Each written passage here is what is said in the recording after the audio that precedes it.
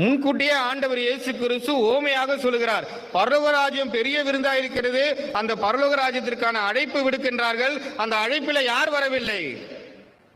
அழைத்தவர்கள் வரவில்லை. அழைத்தவர்கள் என்றால் நீங்களும் நானும் தான்.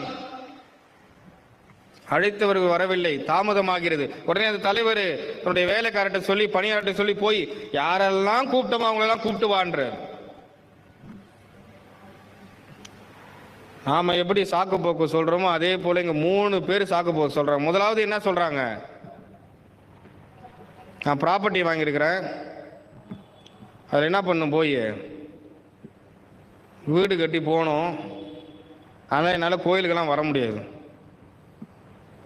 ரெண்டாவது ஒருத்தர் என்ன சொல்றாரு?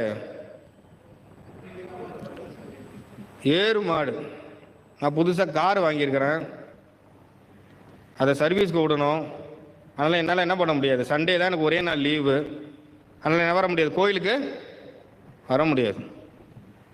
மூணாவது ஒருத்தர் சொல்றாரு, எனக்கு இப்போதான் திருமணம் ஆச்சு. அவன் பாவம் நிலைமை என்னன்னே தெரில, ரொம்ப நாள் கழிச்சு அவனுக்கு திருமணம் நடந்திருக்குன்னு நினைக்கிறேன். யோ இப்போதான் எனக்கு இந்த வயசில் ஆச்சு திருமணம், விட்டுறியா என்ன? பொண்ணே கிடைக்கலையா எனக்கு, என் மூஞ்ச பார்த்து பொண்ணே கொடுக்கல, அதனால நானும் வர முடியாது என்று.